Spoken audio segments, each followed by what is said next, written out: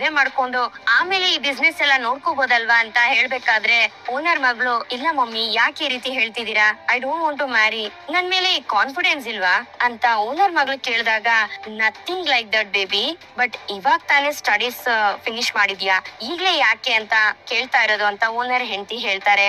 ಇರ್ಲಿ ಬಿಡಮ್ಮ, ನನ್ ಮಗಳ ಮೇಲೆ ನನ್ಗೆ ನಂಬಿಕೆ ಇದೆ, ನೀನ್ ಸ್ವಲ್ಪ ಸೈಲೆಂಟ್ ಆಗಿರು ಅಂತ ಓನರ್ ಹೇಳ್ತಿರ್ತಾರೆ. ಏಯ್ ರವಿ, ಪರವಾಗಿಲ್ಲ ಕಣೋ, ನಮ್ ಓನರು ಭಯಂಕರವಾದ ಪಾರ್ಟಿ ಕಣೋ, ಆ ಟೈಮಲ್ಲೇ ಇಂತ ಒಳ್ಳೆ ಹುಡುಗಿನ ಪಟಾಯಿಸ್ಕೊಂಡಿದ್ದಾರೆ ಅಂತ ರವಿ ಫ್ರೆಂಡ್ ರವಿ ಹತ್ರ ಹೇಳ್ತಿರ್ತಾನೆ.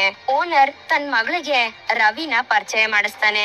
ತುಂಬಾ ಟ್ಯಾಲೆಂಟ್ ಇರೋ ಪರ್ಸನ್, ತುಂಬಾ ಚೆನ್ನಾಗಿ ಅಡ್ಗೆ ಮಾಡ್ತಾನೆ ಅಂತ ಓನರ್ ಹೇಳ್ಬೇಕಾದ್ರೆ, ಹಾಯ್ ಡ್ಯಾಡಿ ನಿಮ್ ಬಗ್ಗೆ ತುಂಬಾನೇ ಹೇಳಿದಾರೆ ಅಂತ ಓನರ್ ಮಗಳು ಹೇಳ್ತಿರ್ತಾಳೆ. ಓ ಹಾಗ, ಥ್ಯಾಂಕ್ ಯು ಸೋ ಮಚ್ ಅಂತ ರವಿ ಹೇಳ್ತಾನೆ.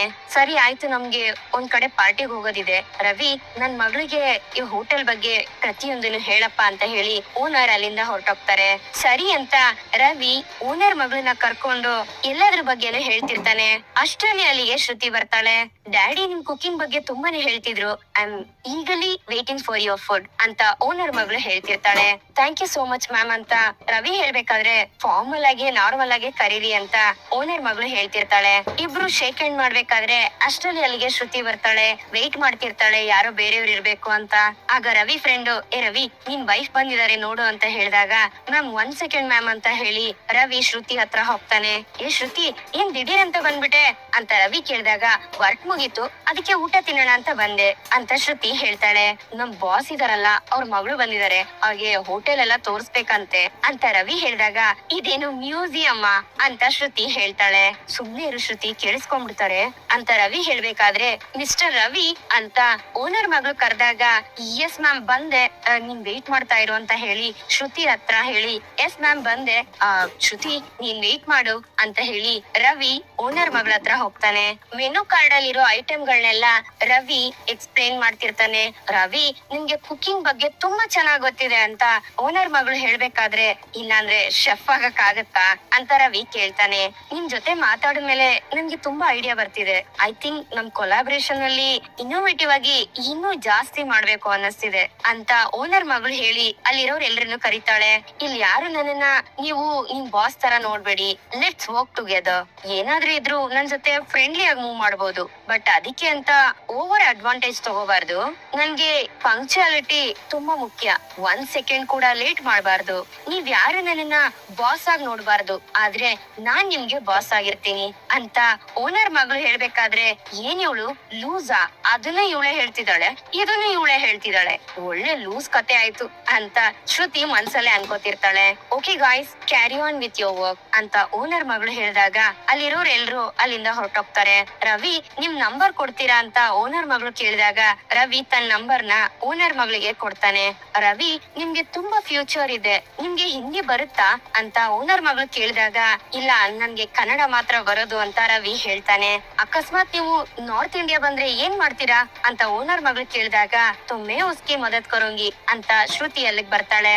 ಡೋಂಟ್ ವರಿ ಅಬೌಟ್ ದಟ್ ಅಂತ ಶ್ರುತಿ ಹೇಳಿದಾಗ, ಹೂಸ್ ದಿಸ್ ಅಂತ ಓನರ್ ಮಗಳು ಕೇಳ್ತಾಳೆ. ಶಿ ಇಸ್ ಮೈ ವೈಫ್ ಅಂತ ರವಿ ಹೇಳಿದಾಗ, ಆರ್ ಯು ಮ್ಯಾರಿಡ್ ಅಂತ ಓನರ್ ಮಗಳು ಕೇಳ್ತಾಳೆ.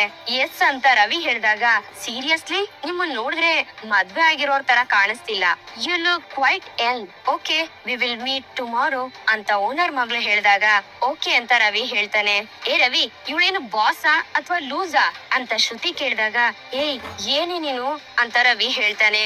ಮತ್ತಿನ್ನೇನು ಬಾಸ್ ಆಗಿ ನೋಡ್ಬೇಡ ಅಂತಾಳೆ, ಆದ್ರೆ ನಾನ್ ಬಾಸ್ ಆಗಿರ್ತೀನಿ ಅಂತ ಹೇಳ್ತಾಳೆ. ನೀನು ಮ್ಯಾರಿಡ್ ಅಂತ ಗೊತ್ತಾದ್ಮೇಲೆ ನಿನ್ಗೆ ವಿಶ್ ಮಾಡ್ಬೇಕು, ಅದನ್ ಬಿಟ್ಟು ನೀನೆ ನೋಡಿದ್ರೆ ಆ ರೀತಿ ಇಲ್ಲ ಅಂತ ಅನ್ನಿಸ್ತಾಳೆ ಅಂತ ಶ್ರುತಿ ಹೇಳಿದಾಗ, ಅದಕ್ ನಾನೇನ್ ಮಾಡಕ್ಕಾಗತ್ತೆ, ನಾನ್ ಇನ್ನು ಹೆಂಗ ಕಾಣಿಸ್ತಿದೀನಲ್ಲ ಅದಕ್ಕೆ ಆ ರೀತಿ ಹೇಳಿರ್ಬೇಕು ಅಂತ ರವಿ ಹೇಳ್ತಾನೆ. ಯಾರು ನೀವಾ? ಅಯ್ಯೋ, ಅವಳೇನೋ ನಿನ್ನ ಹತ್ರ ಜಾಸ್ತಿ ಕೆಲ್ಸ ಮಾಡಿಸೋದಕ್ಕೆ ಈ ರೀತಿ ಹೇಳ್ತಾ ಇದ್ದಾಳೆ ಅಂತ ಶ್ರುತಿ ಹೇಳಿದಾಗ, ನನ್ನನ್ನ ಯಾರಾದ್ರೂ ಹೊಗಳಿದ್ರೆ ನಿಂಗೆ ಇಷ್ಟ ಆಗಲ್ಲ ಅನ್ಸುತ್ತೆ ಅಂತ ರವಿ ಹೇಳಿದಾಗ, ಸರಿ ಆಯ್ತು ಬಾ, ಊಟ ಮಾಡ್ಕೊಂಡು ಹಾಗೆ ಶಾಪಿಂಗ್ ಮಾಡ್ಕೊಂಡ್ ಬರೋಣ ಅಂತ ಶ್ರುತಿ ಹೇಳ್ದಾಗ, ನನ್ಗೆ ಶಾಪಿಂಗ್ ಟೈಮ್ ಇಲ್ಲಮ್ಮ, ನನ್ಗೆ ವರ್ಕ್ ತುಂಬಾನೇ ಇದೆ, ಊಟ ಮಾಡಿ ನೀನ್ ಮನೆಗ್ ಹೋಗು, ಹೊಸ ಬಾಸ್ ಬೇರೆ ಬಂದಿದ್ದಾರೆ, ನಾನ್ ಅನ್ಕೊಂಡಿದ್ ಟೈಮ್ ಅಲ್ಲೆಲ್ಲ ನಾನ್ ಆಚೆ ಹೋಗಕ್ ಆಗಲ್ಲ ಅಂತ ರವಿ ಹೇಳಿ ಕಿಚನ್ ಒಳಗಡೆ ಹೋದಾಗ ಇದನ್ನ ನೋಡಿ ಶ್ರುತಿಗೆ ತುಂಬಾ ಬೇಜಾರಾಗುತ್ತೆ, ಹಾಗೆ ತುಂಬಾ ಅಪ್ಸೆಟ್ ಆಗ್ತಾಳೆ. ಈ ಕಡೆ ಕುಸುಮ ಅವರು ದೇವ್ರಿಗೆ ದೀಪ ಹಚ್ತಿರ್ತಾರೆ. ಅಷ್ಟರಲ್ಲಿ ಅಲ್ಲಿಗೆ ಮೀನಾ ಬರ್ತಾಳೆ. ಅಮ್ಮ, ನಾನು ಅಂಗಡಿ ಹತ್ರ ಹೋಗಿದ್ದೆ, ಆದ್ರೆ ನೀನ್ ಅಲ್ಲಿ ಇರ್ಲಿಲ್ಲ, ಅದಕ್ಕೆ ಮನೆಗ್ ಬಂದೆ. ಹೌದು, ಕನಕ ಎಲ್ಲಿ ಅಂತ ಮೀನಾ ಕೇಳಿದಾಗ ಅವಳು ಇವಾಗ ತಾನೇ ಡ್ಯೂಟಿಗೆ ಹೋದ್ಲು ಕಣೆ, ನಿನ್ಗೆ ಟೀ ಮಾಡ್ಕೊಂಡ್ ಬರ್ತೀನಿ ಅಂತ ಕುಸುಮ ಅವ್ರು ಹೋಗ್ಬೇಕಾದ್ರೆ, ಅಮ್ಮ ಟೀ ಎಲ್ಲ ಏನು ಬೇಡಮ್ಮ, ಮಂಜ ಕಾಲೇಜ್ಗೆ ಹೋದ್ನಾ ಅಂತ ಮೀನಾ ಕೇಳ್ತಾಳೆ. ಆಗ ಕುಸುಮ ಅವರು ಏನು ಹೇಳ್ದೆ ಸೈಲೆಂಟ್ ಆಗಿ ಸುಮ್ನಾಗ್ಬಿಡ್ತಾರೆ. ಯಾಕಮ್ಮ, ಏನೋ ಮುಖ್ಯವಾದ ವಿಷಯ ಮಾತಾಡ್ಬೇಕು ಅಂತ ಹೇಳ್ತಿದ್ದೆ, ಏನಮ್ಮ ಅದು ಅಂತ ಮೀನಾ ಕೇಳಿದಾಗ, ಹಿಂಗ್ ಮಂಜನ್ನ ನೆನ್ಸ್ಕೊಂಡ್ರೆ ನಂಗೆ ತುಂಬಾ ಭಯ ಆಗ್ತಿದೆ ಕಣೆ ಅಂತ ಕುಸುಮ ಅವರು ಹೇಳಿದಾಗ, ಯಾಕಮ್ಮ ಏನಾಯ್ತು ಅಂತ ಮೀನಾ ಕೇಳ್ತಾಳೆ. ಅವ್ನ್ ನಡ್ಕೊಳ್ತಾರ ರೀತಿ ಸರಿ ಇಲ್ಲ ಕಣೆ ಅಂತ ಕುಸುಮ ಅವರು ಹೇಳಿದಾಗ, ಇನ್ನು ಆ ಕಾಗೆ ಸುಬ್ಬನ್ ಸಹವಾಸ ಇಟ್ಕೊಂಡಿದಾನ ಅಮ್ಮ, ನಾವ್ ಹೇಳಿದ್ರೆ ಅವ್ನ್ಗ್ ಅರ್ಥನೇ ಆಗೋದಿಲ್ವಾ, ಓದ್ ಮುಗ್ಸಿ ಕೆಲ್ಸ ಸಿಕ್ತು ಅಂತಂದ್ರೆ ಅವನೇ ಈ ಸುಬ್ಬನ್ ಜೊತೆ ಹೋಗೋದನ್ನ ನಿಲ್ಲಿಸ್ಬಿಡ್ತಾನೆ ಅಂತ ಮೀನಾ ಹೇಳಿದಾಗ, ಅದಕ್ಕೆ ಅವನು ಓದನ್ನ ಮುಗ್ಸಿದ್ರೆ ಅಲ್ವೇನಮ್ಮ ಅಂತ ಕುಸುಮ ಅವರು ಕೇಳ್ತಾರೆ. ಅಮ್ಮ, ನೀನೇ ಅಲ್ವಮ್ಮ ಹೇಳಿದ್ದು ಅವನು ಗ್ರೂಪ್ ಸ್ಟಡಿ ಎಲ್ಲ ಹೋಗ್ತಿದ್ದಾನೆ, ಚೆನ್ನಾಗ್ ಓದ್ತಿದ್ದಾನೆ ಅಂತ ಮೀನಾ ಕೇಳ್ತಾಳೆ. ಅವನು ನಿಜವಾಗ್ಲೂ ಓದೋದಕ್ಕೆ ಹೋಗಿದ್ನಾ ಇಲ್ವಾ ಅಂತ ನನ್ ನಿಜವಾಗ್ಲೂ ಡೌಟ್ ಆಗ್ತಿದೆ ಕಣೆ, ಅವ್ನ್ ನಡವಳಿಕೆನೆ ಚೆನ್ನಾಗಿಲ್ಲ ಕಣೆ ಅಂತ ಕುಸುಮ ಅವರು ಹೇಳಿದಾಗ, ಆ ರೀತಿ ಆಗೋಂತದ್ದೇನಮ್ಮ ಮಾಡ್ದ ಅಂತ ಮೀನಾ ಕೇಳ್ತಾಳೆ. ಅವನ ಅಭ್ಯಾಸಗಳು ಸರಿ ಇಲ್ಲ ಕಣೆ, ನಿನ್ ಹತ್ರ ಹೇಳಿದ್ರೆ ನೀನ್ ಎಲ್ ಬೇಜಾರ್ ಮಾಡ್ಕೋತೀಯ ಅಂತ ನಾನ್ ನಿನ್ಗೆ ಹೇಳಿಲ್ಲ ಅಂತ ಕುಸುಮ ಅವರು ಹೇಳಿದಾಗ, ಅಮ್ಮ ಮೊದ್ಲು ವಿಷಯ ಏನು ಅಂತ ಹೇಳು ಅಂತ ಮೀನಾ ಕೇಳ್ತಾಳೆ. ಇತ್ತೀಚೆಗೆ ಅವನು ಓದ್ಕೊಳ್ತೀನಿ ಅಂತ ಆಚೆ ಒಂದೊಂದ್ ದಿವ್ಸ ಹಂಗೆ ಉಳ್ಕೊಂಡ್ಬಿಡ್ತಾನೆ ಕಣೆ, ಮತ್ತೆ ಮಾರನೇ ದಿವ್ಸ ಲೇಟ್ ಆಗಿ ಮನೆಗ್ ಬರ್ತಾನೆ. ನೆನ್ನೆ ಅವನ್ ಶರ್ಟ್ ನ ಒಗ್ಯೋಣ ಅಂತ ನೋಡ್ದೆ, ಅದನ್ನ ಎತ್ಕೊಂಡಾಗ ಅದ್ರಲ್ಲಿ ಸಿಗರೇಟ್ ಇತ್ತು ಕಣೆ ಅಂತ ಕುಸುಮ ಅವರು ಹೇಳಿದಾಗ, ಏನಮ್ಮ ಹೇಳ್ತಿದ್ಯಾ, ಹಾಗಿದ್ರೆ ಸಿಗರೇಟ್ಸ್ ಎತ್ತಿದಾನ ಅಂತ ಮೀನಾ ಕೇಳಿದಾಗ, ನನ್ಗೂ ಹಾಗೆ ಅನ್ನಿಸ್ತಿದೆ ಕಣೆ ಅಂತ ಕುಸುಮ ಅವರು ಹೇಳ್ತಾರೆ. ನಾನು ಏನೋ ಸುಮ್ನೆ ಆ ಸುಬ್ಬನ್ ಜೊತೆ ಸುತ್ತಾಡ್ತಿದ್ದಾನೆ, ಸರಿಯಾಗೆ ಇರ್ತಾನೆ ಅಂತ ನಾನ್ ಅನ್ಕೊಂಡಿದ್ದೆ, ಆದ್ರೆ ಈ ತರ ಕೆಟ್ಟು ಹಾಳಾಗ್ ಹೋಗ್ತಿದಾನಲ್ಲ, ಇದಕ್ಕೆಲ್ಲ ಕಾರಣ ಖಂಡಿತ ಆ ಸುಬ್ಬನೇ ಇರ್ತಾನೆ.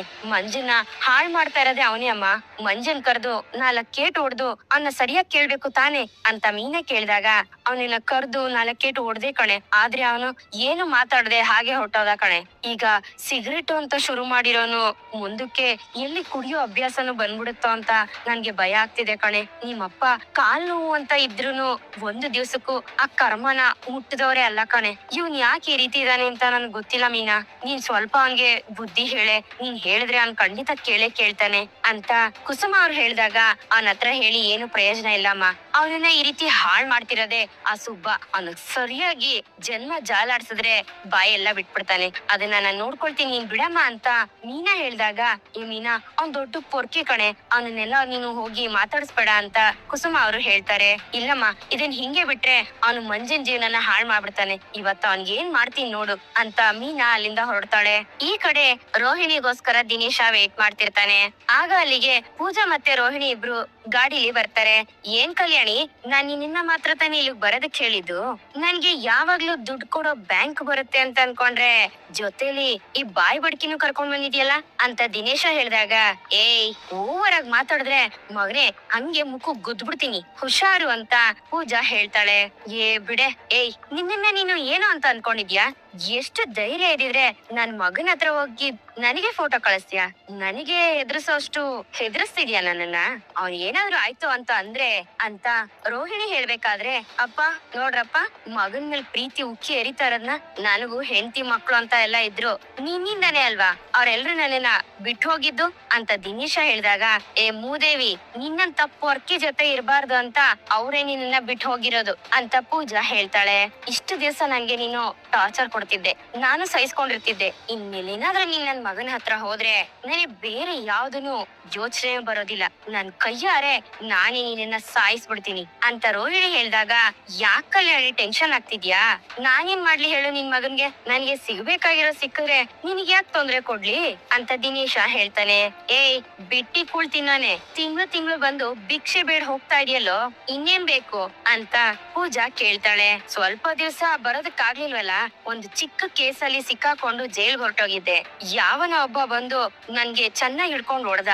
ಅವನು ನನ್ ಹೊಡೆದಿದ್ದಕ್ಕೂ ಏನ್ ಬೇಜಾರಿಲ್ಲ, ಆದ್ರೆ ಅವನ್ ಯಾಕೆ ಹೊಡ್ದ ಅಂತ ಇದುವರೆಗೂ ಗೊತ್ತಾಗ್ತಿಲ್ಲ. ಸರಿ ಬಿಡು, ಅದ್ ನನ್ ಸಮಸ್ಯೆ ಅಂತ ದಿನೇಶ ಹೇಳ್ದಾಗ, ಸರಿ ಇವಾಗ ನನ್ ಮಗನ್ನ ಅಡ್ಡ ಇಟ್ಕೊಂಡು ನನ್ಗೆ ಯಾಕೆ ಬೆದರಿಸ್ತಾ ಇದ್ಯಾ, ಯಾಕೆ ನನ್ನನ್ನ ಇಲ್ಲಿ ಬರೋದಕ್ಕೆ ಹೇಳ್ದೆ ಅಂತ ರೋಹಿಣಿ ಕೇಳ್ದಾಗ, ನಾನೇನು ಹೆದರ್ಸೋದಕ್ ಬಂದಿಲ್ಲ ಕಲ್ಯಾಣಿ, ನಾನ್ ಕೇಳಿದ್ದು ಆಗ್ಲಿಲ್ಲ ಅಂತಂದ್ರೆ ಅದನ್ನ ತೋರ್ಸಿ ಮಾಡಿ ನಿನ್ ಲೈಫ್ ಪೂರ್ತಿ ಒಂದೇ ಒಂದು ಸೆಕೆಂಡ್ ಅಲ್ಲಿ ಹಾಳಾಗೋಗ್ಬಿಡ್ಬೇಕು, ಆ ರೀತಿ ಮಾಡ್ತೀನಿ. ನಿನ್ ಜಾತಕನ ಯಾರ್ ಬೇಕಾದ್ರೂ ಬರ್ದಿರ್ಬೋದು, ಆದ್ರೆ ನಿನ್ ಭವಿಷ್ಯನ ಬದಲಾಯಿಸೋ ಶಕ್ತಿ ಇರೋದು ನಾನೊಬ್ರಿಂದ ಮಾತ್ರ ಸಾಧ್ಯ ಅಂತ ದಿನೇಶ ಹೇಳ್ಬೇಕಾದ್ರೆ, ಏಯ್ ಏನೋ ಪಿಕ್ಚರ್ ಅಲ್ಲಿ ಬರೋ ವಿಲ್ಲನ್ ತರ ಎಲ್ಲ ಎಫೆಕ್ಟ್ ಎಲ್ಲ ಕೊಡ್ತಿದ್ಯಾ, ನೀನ್ ಆಟ ಎಲ್ಲ ನನ್ನ ಹತ್ರ ನಡೆಯೋದಿಲ್ಲ, ಮತ್ತೆ ಭಿಕ್ಷೆ ಬೇಡೋದಕ್ ಬಂದಿದ್ಯಾ ಅನ್ಸುತ್ತೆ, ಏನು ಅಂತ ಹೇಳಿತ್ತು ಅಲ್ವು ಅಂತ ಪೂಜಾ ಹೇಳ್ತಾಳೆ. ನೋಡ್ ಕಲ್ಯಾಣಿ, ನನ್ಗೆ ಮೈ ಬಗ್ಸಿ ದುಡ್ದು ಕೆಲ್ಸ ಮಾಡಿ ಅಭ್ಯಾಸ ಇಲ್ಲ, ನನಗ್ ಬರೋದು ಇಲ್ಲ, ಆದ್ರೆ ಬುದ್ಧಿ ಇದೆ, ಸ್ಮಾರ್ಟ್ ವರ್ಕ್ ಮಾಡಿದ್ರೆ ಸಾಕು ಹಣ ಸಂಪಾದನೆ ಮಾಡ್ತೀನಿ. ಅದು ಅಲ್ದೆ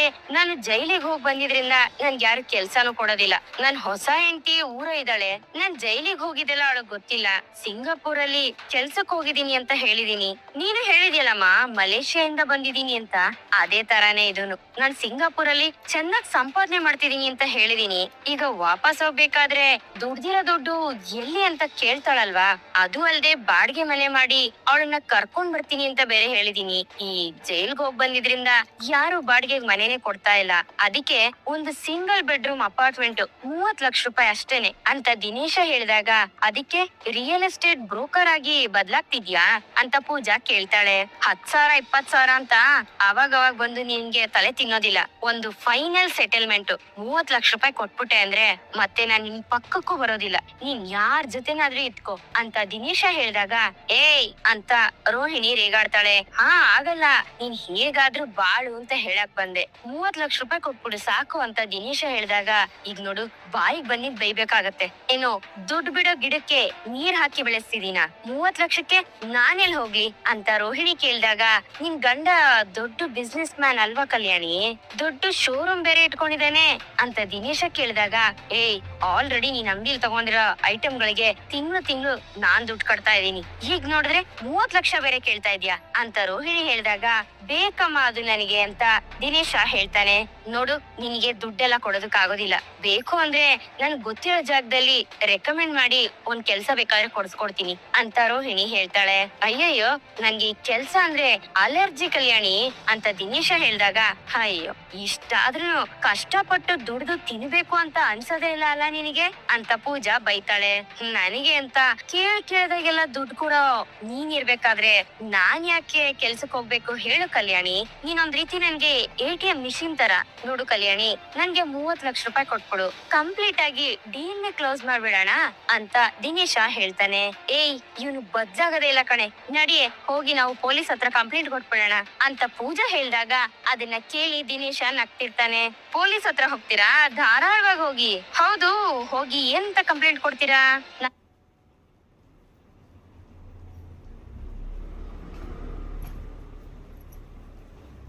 ನಾನೊಂದ್ ಫ್ಯಾಮಿಲಿನ ಯಾಮಾರಿಸ್ತಿದೀನಿ, ಅದನ್ನ ಒಬ್ಬ ತಿಳ್ಕೊಂಡು ನನಗೆ ಹೆದರ್ಸ್ತಿದ್ದಾನೆ ಅಂತನಾ? ನೋಡು ಕಲ್ಯಾಣಿ, ದುಡ್ಡು ಕೊಟ್ರೆ ನಿನ್ ಲೈಫ್ ಚೆನ್ನಾಗಿರುತ್ತೆ, ಇಲ್ಲ ಅಂದ್ರೆ ಡೈರೆಕ್ಟ್ ಆಗಿ ನಿಮ್ ಮನೆ ಒಳಗಡೆ ಬಂದ್ ಕುತ್ಕೊಂಡ್ಬಿಡ್ತೀನಿ, ಕಂಪ್ಲೀಟ್ ಆಗಿ ಎಲ್ಲಾ ಕಥೆನೂ ಹೇಳ್ಬಿಡ್ತೀನಿ ಅಂತ ದಿನೇಶ ಹೇಳ್ದಾಗ, ಯಾಕೆ ಈ ರೀತಿ ನನ್ಗೆ ಟಾರ್ಚರ್ ಕೊಡ್ತಿದ್ಯಾ, ನನ್ನ ಹತ್ರ ದುಡ್ಡು ಇಲ್ಲ ಅಂತ ರೋಹಿಣಿ ಹೇಳ್ದಾಗ, ಇಲ್ಲ ಅಂದ್ರೆ ಹೇಗ್ ಅರೇಂಜ್ ಮಾಡ್ಬೇಕು ಅನ್ನೋದ್ರ ಬಗ್ಗೆ ಯೋಚನೆ ಮಾಡು, ನೀನು ಸಿಕ್ಕಾಪಟ್ಟೆ ಬುದ್ಧಿವಂತೆ ಅಲ್ವಾ, ಒಂದ್ ಫ್ಯಾಮಿಲಿನೇ 1 ವರ್ಷದಿಂದ ಬಕ್ರಾ ಮಾಡ್ತಿದ್ಯಾ, ಇದೆಲ್ಲ ನಿನ್ಗೆ ಜುಜ್ಬಿ ಕಲ್ಯಾಣಿ, ಹೇಗಾದ್ರೂ ರೆಡಿ ಮಾಡು ಅಂತ ದಿನೇಶ ಹೇಳ್ಬೇಕಾದ್ರೆ, ಸ್ವಲ್ಪ ನಾನ್ ಹೇಳೋದನ್ನ ಕೇಳು ಅಂತ ಕಲ್ಯಾಣಿ ಹೇಳ್ತಾಳೆ. ನೋಡು ಕಲ್ಯಾಣಿ, ನಾ ಹೇಳಿದನ್ನ ಸರಿಯಾಗಿ ಕೇಳಿಸ್ಕೊ, 2 ದಿವಸ ಟೈಮ್ ಕೊಡ್ತಿದೀನಿ ಅಷ್ಟೇನೆ, ಚೆನ್ನಾಗಿ ಯೋಚನೆ ಮಾಡಿ ದುಡ್ಡನ್ನ ತಗೊಂಬಂದ್ ಕೊಡು. ಸರಿ, ನಾನ್ ಹೋಗ್ ಬರ್ತೀನಿ ಕಲ್ಯಾಣಿ ಅಂತ ಹೇಳಿ ದಿನೇಶ ಅಲ್ಲಿಂದ ಹೊರಟೋಗ್ತಾನೆ. ಹೋಗೋ ದಾರಿಲಿ ಯಾವ್ದಾದ್ರೂ ಗಾಡಿಗೆ ಡಿಕ್ಕಿ ಹೊಡೆದು ಒಂದೇ ಏಟಲ್ ಸತ್ತೋಗು ಅಂತ ಪೂಜಾ ಶಾಪ ಹಾಕ್ತಿರ್ತಾಳೆ. ಈ ಕಡೆ ರೋಹಿಣಿ ತುಂಬಾ ಯೋಚನೆ ಮಾಡ್ತಿರ್ತಾಳೆ. ಏಯ್ ಏನೇ ಇವನು ಬ್ಯಾಂಕ್ ಅಲ್ಲಿ ಬಂದು ನನ್ 30 ಲಕ್ಷ ಒಟ್ಟಿಗೆ ಬೇಕು ಅಂತ ಕೇಳ್ತಿದಾನಲ್ಲಿ ಅಂತ ಪೂಜಾ ಕೇಳ್ದಾಗ, ಇರೋ ಸಮಸ್ಯೆ ಸಾಲ್ದು ಅಂತ ಇವನು ಒಬ್ಬ ಮಧ್ಯದಲ್ಲಿ ಬಂದ್ ಸೇರ್ಕೊಂಡಲ್ಲೇ ಅಂತ ರೋಹಿಣಿ ಹೇಳ್ತಾಳೆ. ಈಗ ಇವನ್ ಏನೇ ಮಾಡೋದು ಅಂತ ಪೂಜಾ ಹೇಳ್ದಾಗ, ಇದಕ್ಕಿರೋದ್ ಒಂದೇ ದಾರಿ, ಮತ್ತೆ ಹೋಗಿ ಆ ಕಾಗೆ ಸುಬ್ಬನ್ನ ಮೀಟ್ ಮಾಡ್ಬೇಕು ಅಂತ ರೋಹಿಣಿ ಹೇಳ್ದಾಗ, ಕಾಗೆ ಸುಬ್ಬನ್ನ ಅಂತ ಪೂಜಾ ಕೇಳ್ತಾಳೆ. ಅವನೇ ಅಲ್ವೇನೆ ಇವನನ್ನ ಜೈಲಿಗೆ ಕಳ್ಸಿದ್ದು, ಈಗ ಅವನ್ ಕಡೆಯಿಂದಾನೆ ಇವನ್ ಒಂದ್ ದಾರಿ ಕಾಣಿಸ್ಬೇಕು ಅಂತ ಹೇಳಿ ರೋಹಿಣಿ ಯೋಚನೆ ಮಾಡ್ತಿರ್ತಾಳೆ.